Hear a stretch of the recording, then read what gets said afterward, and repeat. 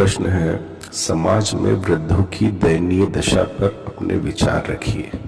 वे लोग जिनके साथ परिवार के लोग अत्याचार करते हैं या वे जो वृद्धाश्रम में पशुओं सा जीवन व्यतीत करते हैं, वे वृद्ध नहीं, केवल बूढ़े हैं, कमजोर, लाचार। इनकी आंखें देखी कभी आपने? ध्यान से देखो, इनमें तुम्हें लालच, पश्चाताप और महत्वाकांक्षा आज भी जीवित दिखेगी। ये भोली और बेचारगी वाली सूरत बनाए बूढ़े, इनके चेहरे के धोखे में मत आना। इनकी वास्तविकता यह है कि इनकी पाप करने की क्षमता ही अब नष्ट हो चुकी। ये प्रेम की अपेक्षा करते दिखाई देते बूढ़े वास्तव में अपने अधिकार की लड़ाई लड़ रहे हैं। इनका सारा व्यक्तित्व तेरे और मेरे के इर्द गिर्द घूमता नजर आता है। इससे पहले कि मैं तुम्हें बूढ़े और वृद्ध का अंतर बताऊं, एक छोटी सी कथा तुम्हें जान लेना चाहिए। एक बार की बात है, नारद और एक महात्मा वेश बदलकर शहर में भ्रमण कर रहे थे। तभी नारद की दृष्टि एक दुकानदार पर पड़ी। वह अनाज का व्यापारी था। उसकी दुकान पर एक बकरा अनाज खाने लगा। दुकान पर बैठे उस युवा व्यापारी के हाथ में एक डंडा था जिसके आगे कील लगी थी। व्यापारी ने उस कील वाली तरफ से डंडा बकरे को मारा। बकरा वहां से भाग गया। नारद यह देख मुस्कुरा दिए। इस पर महात्मा ने आश्चर्य व्यक्त किया। तब नारद ने महात्मा का ध्यान इस सारे घटनाक्रम पर लगाया कि वो देखो जो मैं देख रहा हूँ।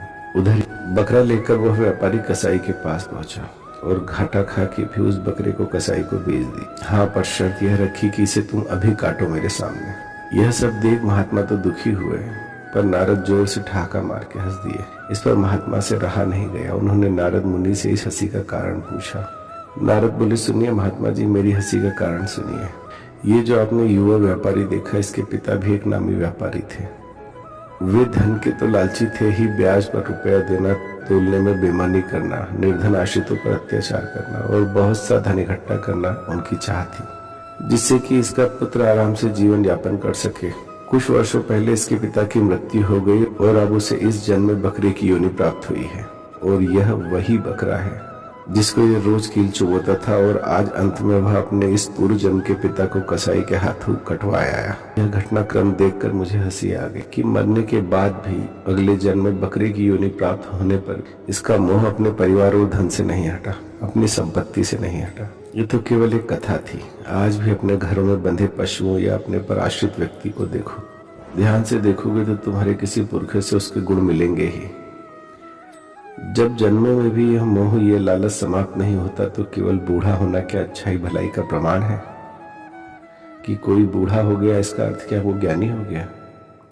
बुढ़ापा वैसे ही है जैसे कबीर कहते हैं, बड़ा हुआ सो क्या हुआ, जैसे पेड़ खजूर, पंथी को छाया नहीं और फल लागे अति दूर। लोग इन बूढ़ों के पास चले जाते हैं कि इनसे कुछ ज्ञान मिलेगा, कुछ अनुभव मिलेगा, पर ज्ञान और अनुभव बताने के बदले ये बूढ़े अपना मैं, अपना अहंकार परोसने लग जाते हैं कि मैं भी कुछ था। वृद्ध और बूढ़े में बड़ा अंतर है। इसे समझने के लिए अष्टावक्र को समझना चाहिए।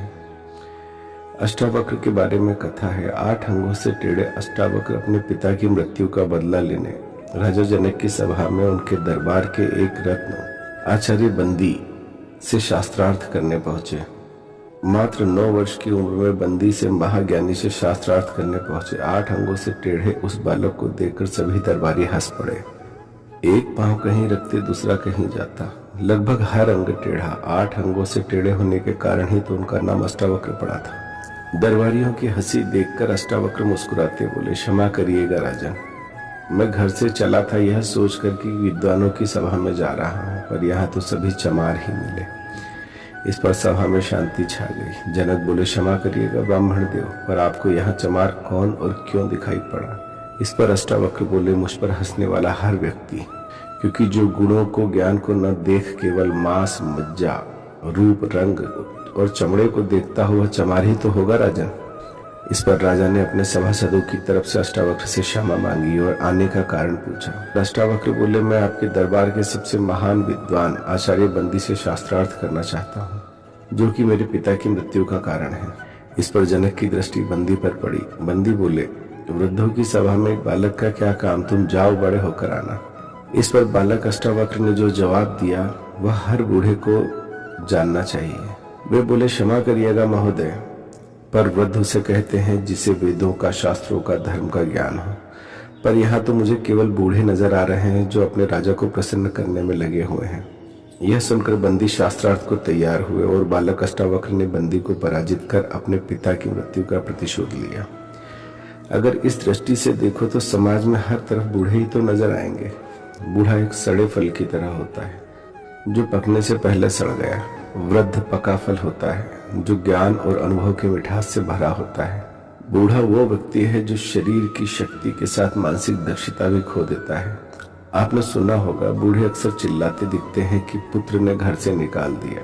इस पर एक सवाल यह पैदा होता है कि जो इन बूढ़ों की दुर्गति का मुख्य कारण भी है, क्या उस चार दीवारी और उस संतान के बिना कभी स्वयं का ख्याल किया था? क्या कभी चौथे आश्रम जिसका नाम है संन्यास, उसका ख्याल किया था? मेरा दावा है जिसने भी शक्ति व सामर्थ्यवान रहते समय संन्यास की तैयारी की होगी उसको कभी बुढ़ापे में दुख नहीं उठाना पड़ेगा। वह बूढ़ा ही नहीं होगा। बूढ़े व्यक्ति से कभी प्रेम हो ही नहीं सकता।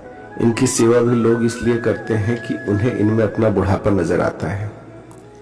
पर क्या भीतर अगर भय हो तो किसी से प्रेम हो सकता है? प्रेम तो वृद्ध पुरुष से होगा जो अनुभव से भरा हो, जो ज्ञान से भरा हो, जिसमें एक महान शिक्षक हो, जिसके पास देने के लिए ढेरों शिक्षाएं हो, जो उसके अपने अनुभव की कसौटी पर परखी गई है। एक ऐसा व्यक्ति जिसे न समाज की न परिवार की आवश्यकता हो, बल्कि समाज का हर व्यक्ति ने ढूंढता हुआ वनों में जाए। हमने इन्हें तो गुरु कहा है।